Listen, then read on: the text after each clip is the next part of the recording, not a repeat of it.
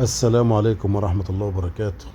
معانا جولة النهاردة في قسم التحنيط في قصر الأمير محمد علي توفيق بالمنيل.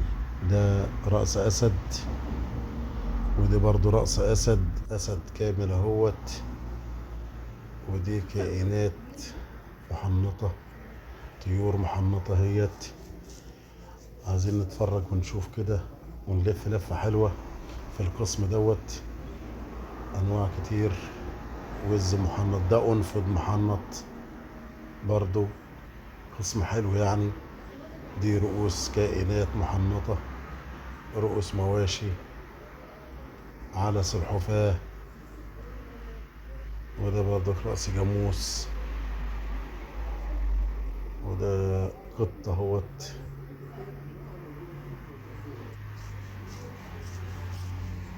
وبرضه هو قدام مننا ثعلب. وده كائن برضو اهوت صغير، الغزال مع أعلم. وده برضو رأس لحيوان.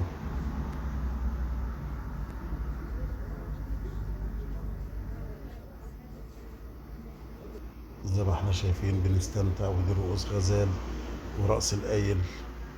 حاجات كتير قوي ما شاء الله، جميلة وأشكال جميلة. ودي برضو كائنات. ده حاجة كده منقطة، زي خط خط بري أو كائن. بسم الله ما شاء الله. وده طيور برضو، أنواع مختلفة من الطيور المحنطة. حاجات حلوة وحاجات جميلة وكويسة، عاوزة الزيارة. احنا بنعمل كل دوت عشان تستمتعوا معانا، وبرضو نفرجكم الأماكن ديت لو حبيتوا تزوروها، لأن دي أماكن ممتازة تنفع للزيارة والسياحة الداخلية، عشان تستمتعوا وتشوفوا الحاجات ديت. برضو بعض أنواع الطيور محنطة. ودي أنواع من البيضات برضو. ودي رؤوس غزلان ورأس قايل ورأس حاجات من ديت محنطة حلوة قوي. معلش سامحوني، يعني أنا ما بعرفش أشرح كتير، بس بحاول بشرح لكم الصورة، وأحاول أشرح على قد إيه معرفتي. أنا كل ما في الموضوع إن أنا بحاول أعمل جولات أكنكم موجودين في المتحف وبتتفرجوا. ده تمساح برضه اهوت، شكله حلو متحنط. ده قسم الحاجات المحنطة في القصر. ده القصر فيه أقسام كتير. ودي برضو فيران على كائنات برضو، هي كائنات من القوارض، أنواع من القوارض محنطة. يا ريت مش تنسونا. ودي برضو فراشات مختلفة. يا ريت مش تنسونا في اللايك والاشتراك وتدعمونا. دي فراشات مختلفة كتير جدا، أنواع كتير جدا اهوت. بحاول أقرب الصورة عشان تتفرجوا.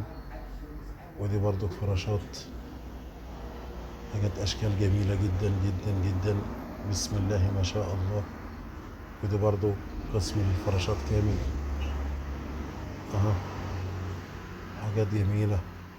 استمتعوا بالحاجات دي كلها أكنك في ايه، القصر، وبتتفرج وبتشوف وتعرف إن في حاجات حلوة في مصر ممكن نزورها ونتفرج عليها، وتبقى رحلة حلوة لنا وللأسرة كلها. استمتعوا، استمتعوا، استمتعوا بما تشاهدون. استمتعوا بما تشاهدون، وإلى اللقاء في رعاية الله.